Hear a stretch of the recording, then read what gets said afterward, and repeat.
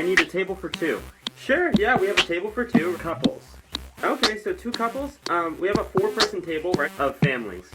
Oh, okay. So 2 couples of families. So 2 couples and their families. So that would be 2 families total. So how many people in each family? 4. Okay, so 2 families with 4 people in each family, but only 1 person from each family showed up.